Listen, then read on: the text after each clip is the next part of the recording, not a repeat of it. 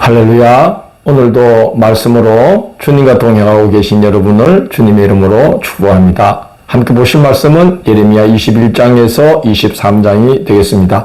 예레미야 21장은 바벨론의 예루살렘 침략은 하나님의 심판을 대행하는 것이다 하는 것을 예레미야가 일러줍니다.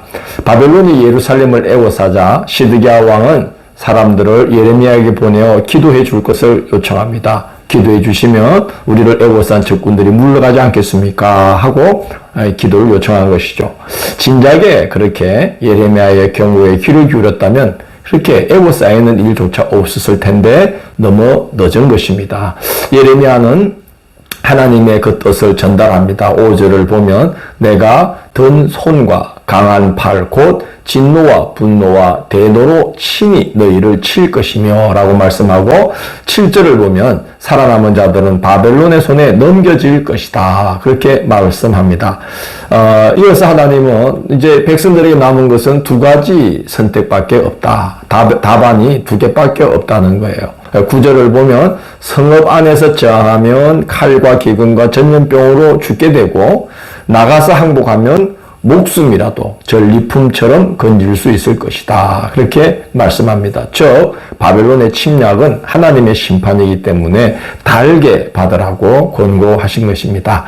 22장은 유다 왕들에 대한 심판이 연이어 예고됩니다. 먼저 언약의 내용을 다시 상기시켜 주시죠. 이스라엘이 정오와 공의를 행하고 연약한 자들을 고통에서 건져내고 무죄한 피를 흘리지 않으면 다윗의 왕위에 앉을 자들이 끊이지 않겠지만 그렇게 하지 아니하면 유다 왕의 집이 황폐해질 것이다 라고 경고합니다. 그리고 이어서 이제 마지막을 이제 앞에 둔 유다 여러 왕들, 유다 세 왕들에 대한 예언이 이어지게 됩니다. 첫째는 살룸 왕에 대해서 말씀합니다. 살룸은 요시야의 아들로서 애굽으로 끌려간 여호아하스 왕을 가리킵니다. 사로잡혀간 곳에서 다시 돌아오지 못하고 거기서 죽으리라는 예언을 합니다. 이 두 번째는 여호야김 왕에 대한 예언입니다. 부도와 사치를 책망하죠. 왕권을 강화하고 과시하려고 왕궁을 화려하게 치장하는 것을 지적하시면서 그 아버지 요시야 왕은 권력을 강화하려고 인위적인 수단을 강구하지 않고 가난한 자와 궁핍한 자를 변호하고 정의와 공의를 행하는 데 열심을 내었는데 하나님께서 그때 그를 형통케 하셨다는 거죠. 그러나 여호야김은 탐욕과 포악과 압박을 일삼음으로 인하여서 예루살렘 문 밖에 던져져서 비참한 죽음을 맞이할 것이고 그의 죽음을 아무도 슬퍼하거나 기념하지도 않을 것이다 라고 예언을 하십니다. 세 번째 이제 왕은 고니야 왕에 대한 이제 경고죠. 고니야는 바벨론으로 끌려간 여호야긴 왕을 말합니다. 유다의 마지막 왕 시드기야 직전 왕이죠. 바벨론으로 끌려가서 자식이 없이 그곳에서 죽어 그의 자손 중에서는 다윗의 왕위에 앉아서 나라를 다스릴 왕이 일어나지 못할 것이다. 이렇게 경고합니다. 결국 이제 시드기야 왕 바로 앞에 새 왕들 차례차례 이제 나라가 멸망해가는 그 이제 역사를 이제 이어가는 그 왕들, 새 왕들이 다 정말 하나님의 심판을 이제 직면하게 된다는 경고죠. 23장은 제사장과 선지자들의 악행에 대한 고발입니다. 1절을 보면 그들을 가리켜서 하나님은 내 목장의 양떼를 멸하여 흩어지게 하는 목자다라며 책망합니다. 그래서 그들이 그의 합당한 보응을 받을 것이다. 그리고 내 양은 내가 흩어진 곳에서 다시 불러 모을 것이고 그들을 잘 돌볼 목자들을 세울 것이다. 그리고 때가 되면 한 어려운 왕을 세워서 세상을 지혜롭게 다스리게 할 것인데 그때 유다는 구원을 받을 것이라고 말씀합니다. 장차 메시아를 보내어서 참 목자의 모범을 나타내시겠다는 말씀입니다. 11절을 보면 선지자와 제사장이 다 사악한지라 그렇게 말씀하고 있고 13절 보면 내가 사마리아 선지자들 가운데 우매함을 보았다. 14절을 보면 내가 예루살렘의 선지자들 가운데에서도 가정한 일을 보았나니 라고 말씀합니다. 북은 북대로 남은 남대로 그렇게 남북이 다 함께 거기 선지자들이 우매하고 가정하고 또 사악하고 그랬다는 것이죠. 그래서 백성들을 잘못된 길로 가게 만들며 그리고 거짓과 악을 행하는 자들이 그 손에 힘을 갖게 했다는 거예요.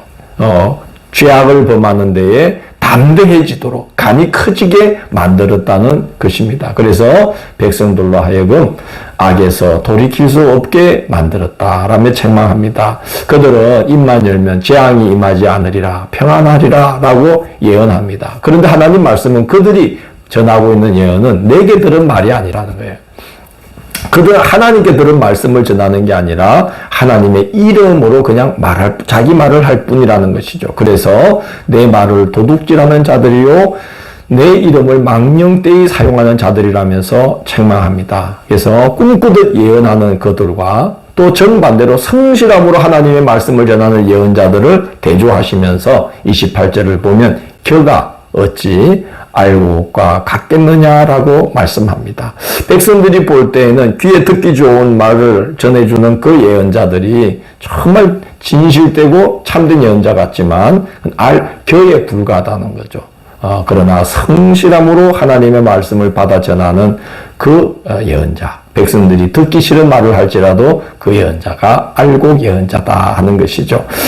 그들이 받을 벌, 그 겨와 같고 사악하고 우매하고 가증한 그 거짓 예언자들이 받을 벌은 오직 한 가지. 그들이 뱉은 말이 그들에게 중벌이 되어 돌아가는 것이라는 것입니다. 말한 대로. 그렇게 이제 말로서 지은 죄만큼 그들에게 다 돌아간다는 거죠. 하나님의 말씀을 망령되이 자기들 임으로 사용했기 때문이고, 감히 자기 말을 하면서 하나님께 받은 말씀인 것처럼 하나님의 이름을 망령되이 일컬었기 때문에 그런 것입니다. 이 말세의 때에 겨와 같이 바람에 날려가는 그런 성도가 되지 말고 더욱 주님 안에 거하여서 알곡 그리스도인, 환난과 풍파가 있을수록 이 말세에 체질과 또 체질로 하고 또 그렇게 키질을 할 때에 더욱더 우리는 주님께 이렇게 더욱더 가까이 가고 주님 안에 거하여서 알곡 성도들로 그 모습이 나타나는 그리스도인들이 되어야만 하겠습니다. 다음 시간 8월 16일 월요일은 예레미야 24장에서 27장을 진노의 술잔이라는 제목으로 살펴보도록 하겠습니다. 오늘도 함께해 주셔서 감사합니다. 주님의 키질과 또 체질이 시작되었다는 생각이 듭니다. 힘든 시기에 저희들이 믿음 잃지 않게 도와주시고 우리가 그동안 걸어온 신앙의 여정이 겨와 같은 모습이 아니었음이 드러나고 알곡의 성도였음이 드러날 수 있도록 인도하여 주옵소서. 예수님 이름으로 기도드립니다. 아멘.